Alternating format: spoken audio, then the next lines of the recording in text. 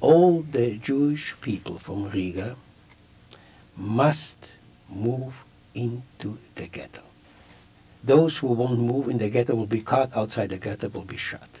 The ghetto was established in a poor section of Riga, the poorest section of Riga, which mostly working Russian people lived. Very poor houses.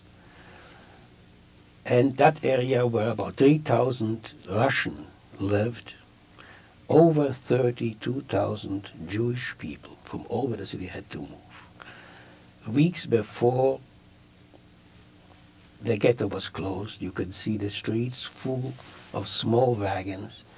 People grabbed what they could. They could not take furniture, but they grabbed clothing, a little bit of food, dishes, children's cribs, and you could see the streets full of one way going to the ghetto by the Jews, pulling their little carts, and one way the Russian population out of that area where the ghetto was supposed to be.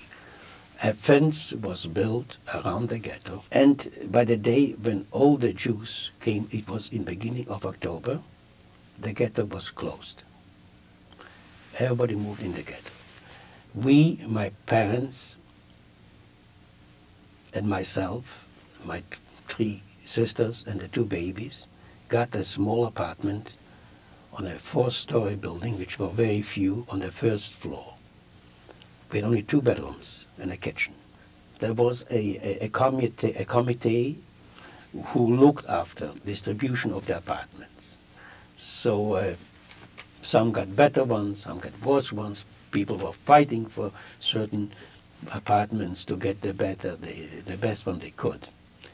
But the apartment we got was bad because it was on the 1st floor, there was no basement.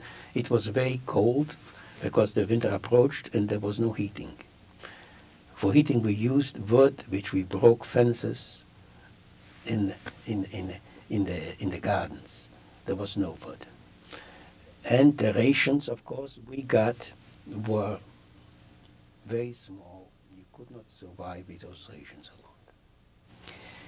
I was lucky enough to start working. It was the only from our family who could start working.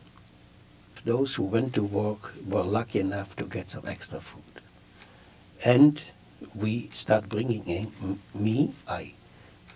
I was the only one who could bring in the extra piece of bread, sometimes a can of soup, to the ghetto, which helped a lot to my immediate family.